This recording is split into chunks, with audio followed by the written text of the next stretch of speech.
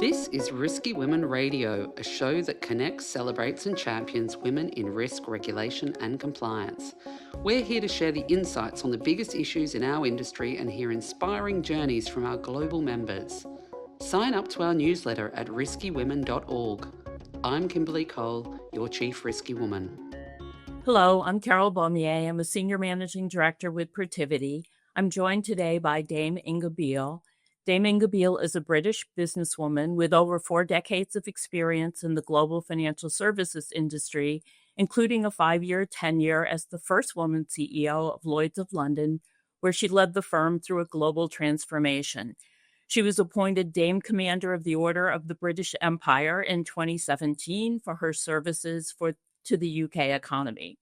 Today, among other things, Dame Inga serves as the chair of the board for South Pole. She also sits on the board of directors of NN Group, Crawford & Company, and Willis Towers Watson. And I'm very pleased to say she is also an advisory board member to my firm, Protiviti. Throughout her career, Dame Inga has been a staunch supporter of organizations that work toward a more inclusive society and support the development and promotion of top female talent. Her leadership and her commitment to inclusion and innovation have earned her numerous accolades and have made her a role model for future generations. So, Dame Inga, thank you so much for joining me today. Oh, well, thank you, Carol. It's a pleasure to be with you. There are so many topics we could explore today, but I'm going to keep my questions in 2 broad areas. First, on company transformation, and then on the role of women in business. So if we could start with transformation. Transformations, as we know, can be difficult for a whole host of reasons. Looking back on your experience, what were the biggest challenges you faced when implementing a transformation program, and how did you manage through those? Well, yes, and today there's hardly a business that's not having to transform in some way. But I got a bug. I got a sort of change bug.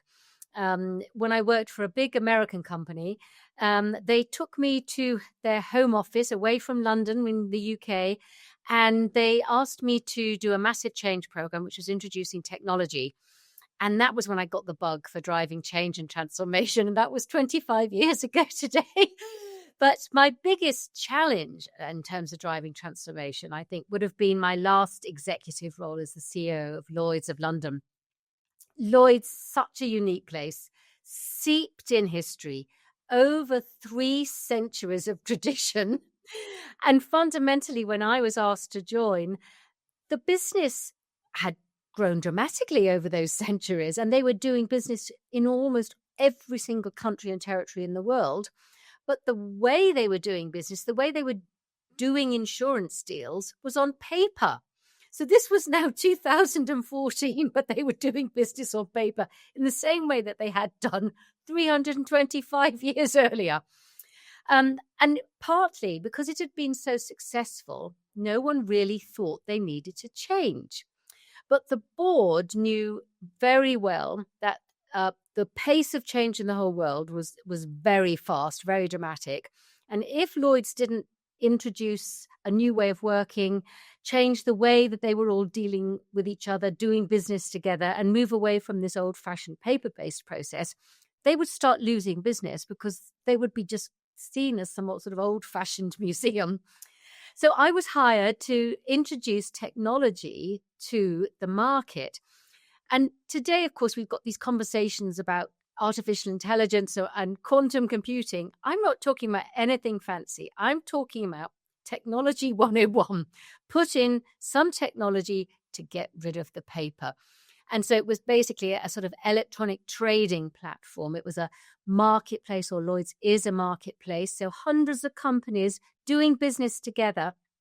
But instead of people physically talking about everything and looking at sheets of paper with information on the table or the desk, replacing all of that with technology so that then we're looking at a screen together and they were confirming coverages and pricing and assessing the risk using technology. So that was it. And I have to say the biggest resistance was that people didn't think they had to change, right? Because they've been so successful over all those years that actually they were a very homogenous group of people. So no one was in there actually saying, let's change it. And then also, because some of my predecessors had failed in their attempts to modernize, people said, well, you didn't include us in designing our journey. So I learned two things right at the beginning of that. I have to include them in designing their own future, and I have to get some different people into the market who have new ideas and new ways, new approaches to the way we can work. So having established that, as you went through the program, because these programs tend to take a long time as well, did you find that you had to make course corrections? And if so, how did you do that without losing support or losing credibility for what you were trying to accomplish? Well, we did, because we worked in quite an agile way. Because to me, I think the days of this, the old days where you worked years and years on implementing, say, a new system, and everything had to be perfect, and it was a Goliath of a system. We didn't take that approach. We knew that technology was advancing so quickly that we needed to be very agile, which meant sometimes we launched things very quickly, and they weren't quite right. But we knew we had to do that to keep up with the pace of change. And so we did have to course correct, but it was always based on feedback of what we'd gone out, perhaps with a small group, a pilot group with. We'd said, test this, let us know the feedback, we'll refine it. And all of this was happening at pace.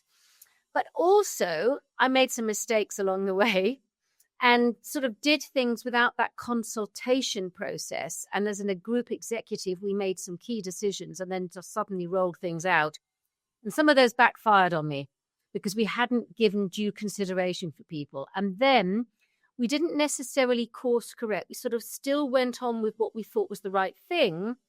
But I did have to show my vulnerability and go and say, actually, we made a mistake. We got this slightly wrong. We thought this was the right thing to do. We're actually going to just change it a little bit based on your feedback. So we did have to do a lot of that. But because the whole program was based on this agility and this openness around communication and actually knowing that not everything was going to be right first time, it worked for us.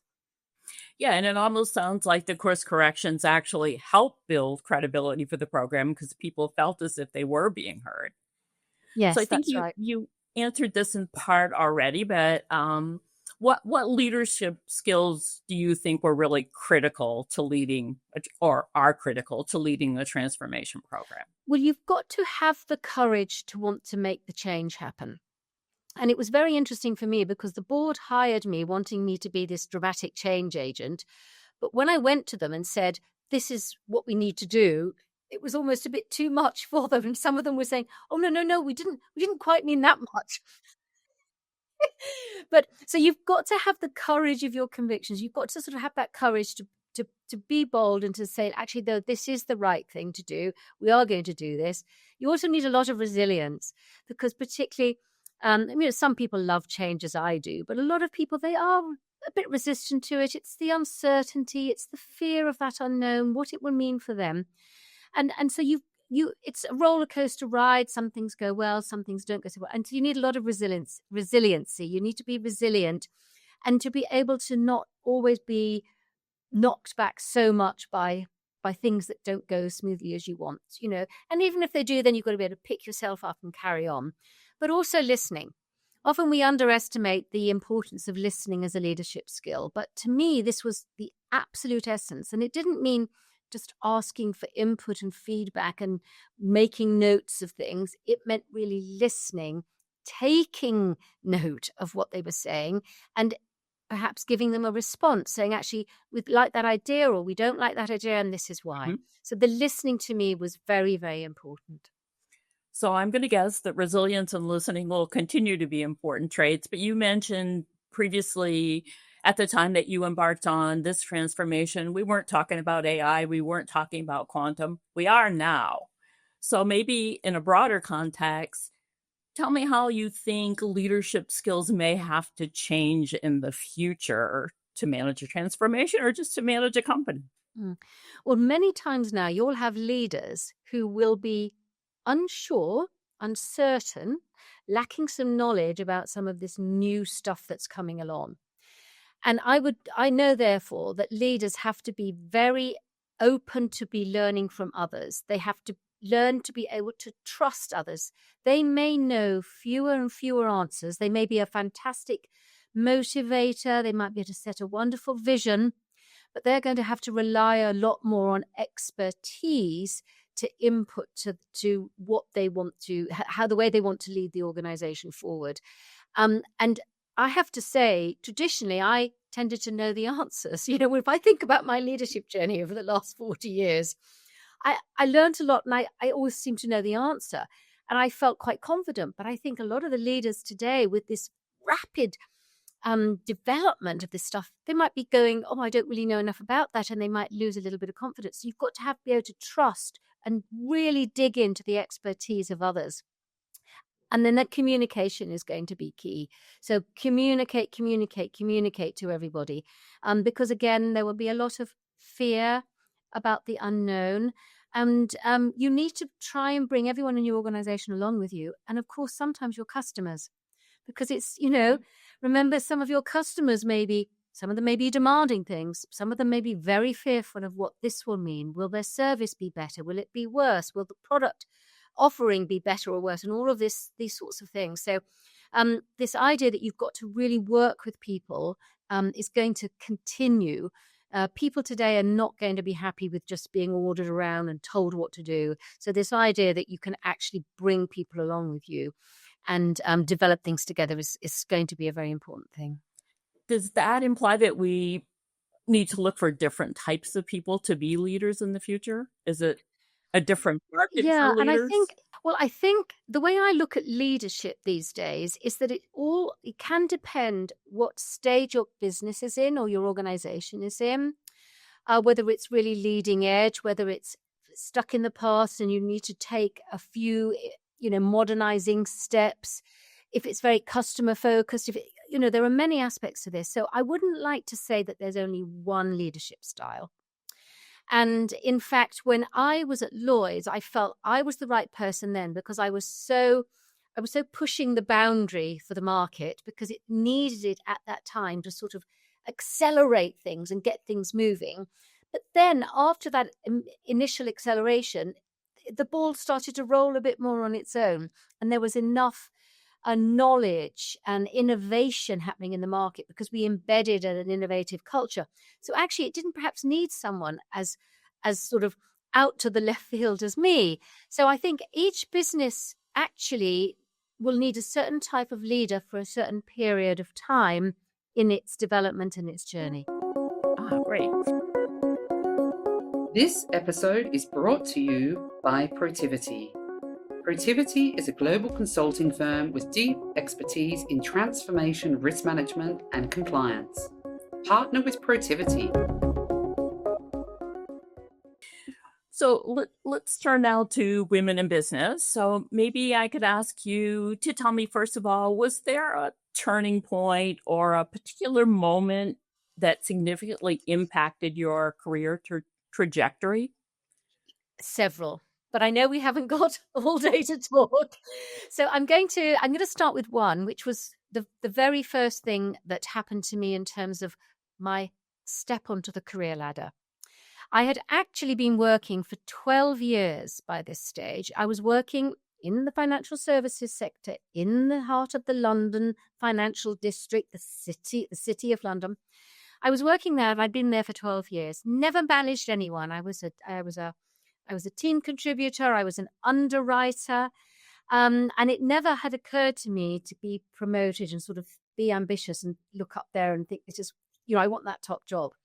But the company I worked for, it had a talent management program, and it was specifically looking at who was making up their leadership and saying, oh, this doesn't look as though it's representing the world population. It doesn't look as if it's representing the overall working population anywhere. So they wanted to do something about it. And they said, look, we're going to have a specific element of our program, a talent management program, which is going to be for women. And they were proactively promoting women. And this was in the 90s. So I'm talking 1994. I'm not talking anything today. And we're still sort of debating a little bit about this. But they were putting targets for their managers back in the 90s to say, you've got to start promoting women. because they knew that their pipeline was so narrow to get up to the top. So I was one of those women who was proactively promoted because I was a woman, and I was working in a very male environment, so there was no one else to promote. I was the only one, So I got the promotion. And at first I actually said no. I was so nervous. I didn't have the courage to actually take it at that time. I changed a lot since then. But the company supported me. The CEO of the business, I was in London at the time for this big US company. The CEO in London, he really wanted to get his bonus, but he wanted to promote me. So the company supported me. He supported me. They got me over that hurdle of not having that confidence. And then I took the job. And fundamentally, that was the sort of start of learning how much I love to lead people. And that was my leadership journey. And it didn't stop. And I got to be the CEO of Lloyd's. And it's quite amazing because in the 80s, when I joined the insurance sector, Lloyd's to me looked like the most frightening place to a young woman. I didn't want to go in the building. It was so scary. And then I ended up being the CEO all those years later. And I had no idea that would happen to me. But it was fundamentally because of that head start, or that help I got from that company. Yeah, that's great. So I also came up in the financial services industry. So tell me, from your perspective, how did you handle the biases you encountered through your career? At the beginning, I was kind of angry, I think. I mean, what I did when I really first started work was I tried to not stand out. This is what you do, right? You're the only one, you're the different one, the odd one out. And at first, I did not want to be different. I really didn't. I wanted to be the same. I wanted to blend in. So I behaved as much like a man as I could. I did all the things that I could socially with my male co-workers and colleagues, just so that I could fit in and not stand out. That was sort of my initial approach. But then a few things happened, and then I got very angry and I got resentful and things like that. And so I sort of went through a phase then. In fact, I did walk out of a job once when a sexist thing happened. And I vowed to myself I'd never work in financial services again. I went off traveling for a year, completely on my own with a backpack. I hadn't planned this, so I hadn't saved up any money, so I was doing it on the cheap. But I really didn't think I could stick it out, this anger, and I had no intent to really fix it. I just went off. But after a year out, I learned a lot. I met a lot of interesting people, particularly when you're backpacking around the world with no money. You meet very interesting people. And I just grew a lot myself. And I ended up going right back to my employer that I'd walked out on a year earlier. So that's how it worked out for me. But that was it. But later on, more and more, I became a manager and leader of people. And I realized, I don't know, I was much more aware of some of the biases, and I thought, I've got to do something about this. So I started giving talks. Any women's network event that came along, I would sort of give a talk, and then I would get feedback from people saying, "Oh, that was so inspirational. I've just had this experience," or whatever. And I was able to give little tips about something that I'd experienced and how I got over it and my approach to it. And then I suppose the more senior I got, yes, I still had some biases, but you're less aware of them when you've got to be the CEO. And in fact, you're not so aware of what's still going on. And I was at a networking event in London in the insurance market with, it's a women's network that's been going for some years. And I was speaking to the 30-somethings, maybe early 40s. And I asked them, how is it? Because I assumed it would be very different to my world when I was their age. And they said, some of them said, it still feels like a battleground. Not all the time, but every now and then it just feels like I'm in a battleground and I'm not really one of the chosen ones. So I know that there are still some biases going on. And often it's the small things, the policies and practices that firms put out or organizations put out. They're one thing, but it's the little behavioral things, the little comments, and they can build up, whether it's microaggressions or, as we call, they can build into micro stresses for you if it's this sort of little negativity. And they're the things that are the most difficult to solve in an organization, and also the most perhaps difficult for an individual to handle. So I was going to ask how much progress you think you've seen over your career, and how do we make more progress? Well, I know that there's been progress because, you used to be able to count on your hand the number of female CEOs of insurers around the world. Now, 2 hands isn't enough. So I know that there's been progress. It doesn't necessarily feel that it's been at the right pace. And if you look globally at all levels and outside of financial services, we know that sort of parity of pay and everything for women, men and women, it's going to take way beyond my lifetime to resolve. It's, we're making snail pace progress ultimately. But in some respects, in financial services, they have made efforts over the years. So I've seen some steps up, and I've seen things happen. And I do get asked often to give talks to organizations, how, based on my experience, how can I help you put in a program, or what do you need? And I say, you know what? You actually need to ask more the women of today, because I believe that my knowledge of being in my 30s, it's out of date now. The world has changed. And it's very important, I think, to speak to the people involved who are working for you to say, what do you need? What's wrong? And ERGs, employee resource groups, they are a valuable source of this. Whereas, you actually go to them and you say, right, what do we need to do differently? They can be part of even product development to say, actually, our product suite for this group of people is not very strong. How can we make that more robust, and things like that? So there are, I'm not trying to sort of dodge your question about what needs to be done. There are things, you absolutely need to look at your policies and practices and set targets. I'm a great believer in that. If you start measuring what you're doing, you will get results and changes. So I do regard, no, we need to do that. But in terms of what we've discovered about the behaviors and things in the workplace, I think it's today's generation of workers that you've kind of got to ask for their ideas. Yeah. Fair enough. So my last question, what would you tell the young woman who's starting out in business today who aspires to be a leader? What's your best advice? Yeah. Well, I didn't learn this very early on. I learned it later on in my career, but I learned about the PIE model, PIE. It's very simple, and there may be other acronyms and other ways to describe this, but I learned this quite late on. You've got to have all 3 of them. You've got to have the P, the I, and the E. The P is the performance. So you've got to do well at your job. So make sure as you're starting out on your career, you get known for to be a great expert in something. So my recommendation is always don't go too broad, because you need to be able to really excel in something early on, become an expert, and really be able to perform. So the P is the performance. You've got to focus on that. But also think of your I, your image. Just think of how you're coming across to people. And usually you have to ask others, because often you don't know. You think you might be coming across like this, but actually until you hear the feedback from others, you don't really know. So always get good, open, honest feedback. And seldom do we like to do that in the workplace, but I encourage you to seek it out. So work on your image, know and actually understand how you're coming across. And then the third piece is the E, the exposure.